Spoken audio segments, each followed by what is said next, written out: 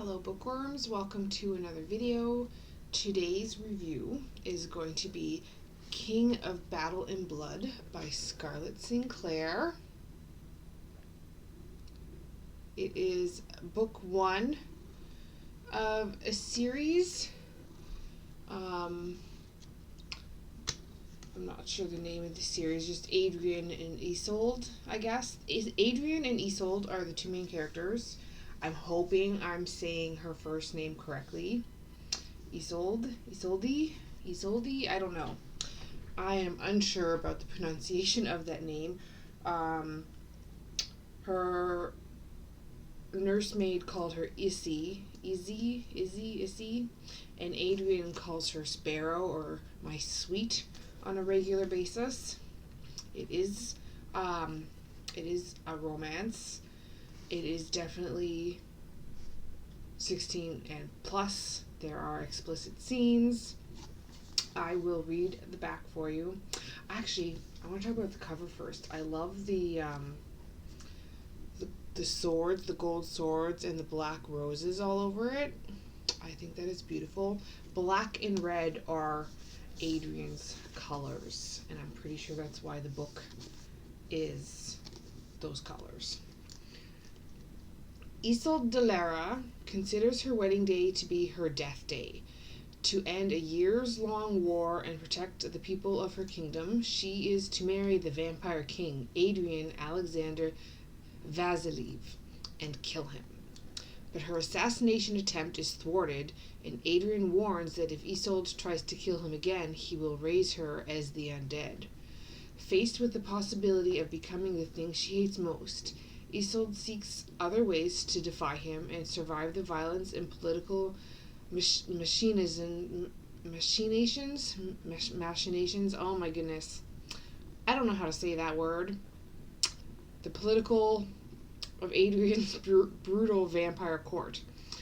Except it isn't the court she ends up fearing the most. It's Adrian and her intense attraction to him.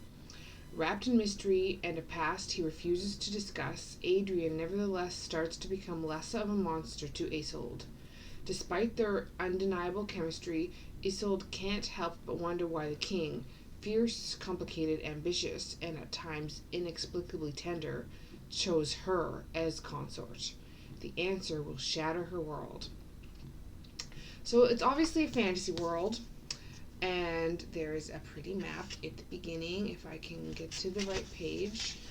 Isolde is from Lara in Cordovia, and that is right in the middle of the map, basically. And Adrian rules this country here at the top. And then these ones here at the bottom are all one country. Cordova. It's kind of got like slightly Russian names. I'm not sure. Oh, that sun is bright. I'm not sure if there's a pure Russian vibe to it or not. What is it, Rye? Do you want down? You want to look out the window? There's nothing to see out there, just snow. Anyway, it is another vampire love story. And as usual, so drop that thought. Change that thought. Adrian is invading the other countries. And part of that is a backstory to it, obviously, that we find out before the end of this book, which I like. Oh, and there's a hidden, well, not a hidden chapter. There's a bonus chapter at the end, which is basically the first chapter again, but from Adrian's point of view. The whole book is told from Isolde's point of view. In first person, which I like. I like books like that. You want down? He doesn't want to stay with me right now. That's fine. He might come back. He might go do his own thing. So in the book, we get to know Isolde's dad and a couple of the people in her court, like her nursemaid and one of the main commanders. And then in Adrian's court, we get to know a few of his main guards, his closest friends, and some of his council as well. I don't think I'll list all of their names. But there's an underplot to this. It's not just about the romance. And I like that with books. I like the ones that have depth and intrigue and the like the political background, like how he came to be. So King Adrian is a vampire. They don't really get too detailed about how they are as vampires. Like some of the vampire books out there, there's a lot of detail about what their abilities are and stuff like that. And this one doesn't really talk too much about that per se, other than the fact that they are supposed to avoid direct sunlight, but they can go out in the daytime, but not but yeah, like if it's cloudy or bright at sunset, stuff like that, like not direct sunlight. And some of them, like, they have abilities, but they're not all the same. And he's invading Isolde's country, among other things. And of course, so he's the enemy. But then her world was taught different than his history, so there's all that in there, trying to find out the truth of how things are. I like the pace of it. It was a good pace. There's definitely a bunch of little I didn't think about this very clearly before I started this. I didn't remember there being any potential serious plot holes. There is a betrayer in the book. There's usually one. There's usually a betrayer. It makes life more interesting when there's someone who, I guess that would be considered a twist, wouldn't it? There is a twist.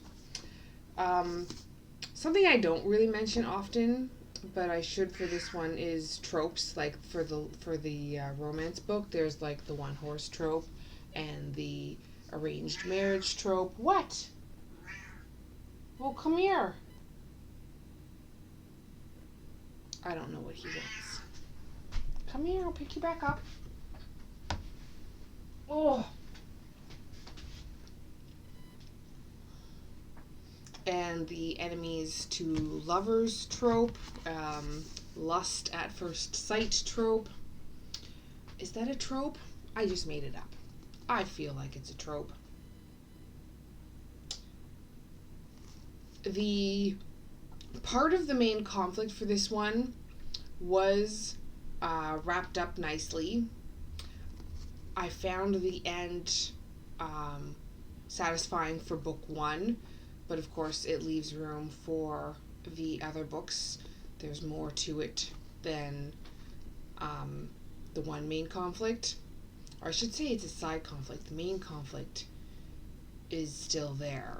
So I'd like to see what they come up with in the next book. I have the next book. The third one is not out yet. So hopefully it's not too long. I should look up when the third one comes out, because I would like to own the third one too. I did find some bits pretty predictable. I have not figured out who the traitor is. I have some guesses. It's usually the one you don't want it to be, but we will see. We will see. I did have emotions in this. Some happy emotions and some sad emotions and frustration on Isolde's behalf, because she does stupid things, but I get it. I get where her emotions are coming from. There were definitely parts that were very predictable, but then there were little surprises in there as well, so that's fine. I can compare it to Jennifer L. Armentrout's of Flesh and Fire. What's the other one? From Blood and Ash. Kind of the same idea, but it's different, obviously. It's not exactly the same, but they both have vampire lovers in them, so there's that. Definitely a little bit different, though. Isolde is definitely not the same as Poppy. They have some good differences. But similar writing style, similar main idea, I guess. I bet Scarlett was inspired by Jennifer. I can see that. I did like the book. I would give it a 4 out of 5 stars. Some of the love scenes weren't written how I like them, but that doesn't mean they weren't good. It was a well-written book. It exceeded my expectations. It was good writing. The plot was engaging. The characters are complex and relatable. You can understand their thought processes and their struggles.